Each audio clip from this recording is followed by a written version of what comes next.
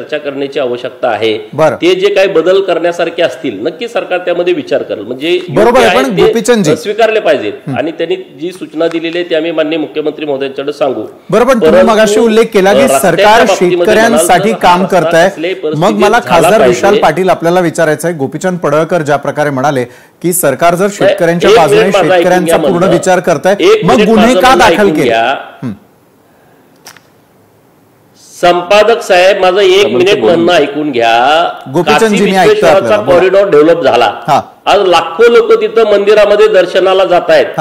श्री प्रभू रामचंद्र मंदिराच्या बाबतीमध्ये सुद्धा हे काही लोक टीका टिप्पणी करत होती, आज लाखो करोडो लोक तिथं दर्शन घेण्यासाठी जात आहेत। उज्जैनचा महाकालचा कॉरिडॉर डेव्हलप केलाय, आज आमचे सगळी जर मंदिर या शक्तीपीठ महामार्गावरती आली तर 5 ते 6 पट भाविकांची मोठी संख्या वाढेल या मंदिरामध्ये येण्या जाण्याची।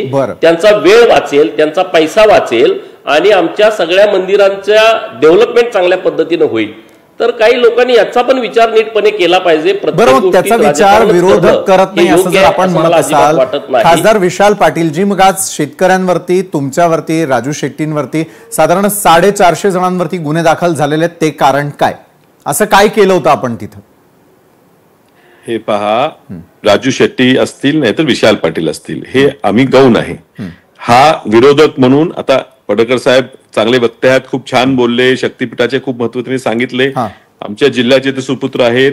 मात्र जिल्ह्यातील एकही व्यक्तीला असं वाटत असेल की माझ्यावर अन्याय झाला तर त्याच्या त्याच्याबरोबर उभा राहायची जबाबदारी लोकप्रतिनिधी माझी आहे, निश्चित पडळकर साहेबांची देखील आहे।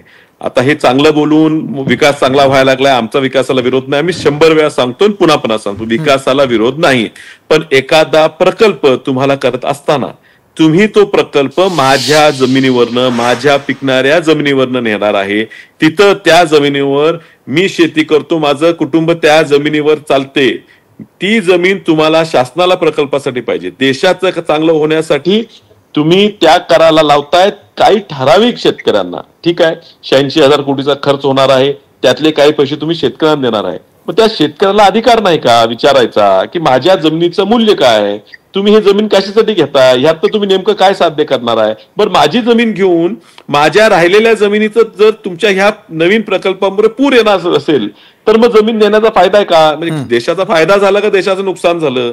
मग तो अभ्यास करायला किंवा चर्चा करायला एखादा एवढा मोठा प्रकल्प 12-13 जिल्ह्यात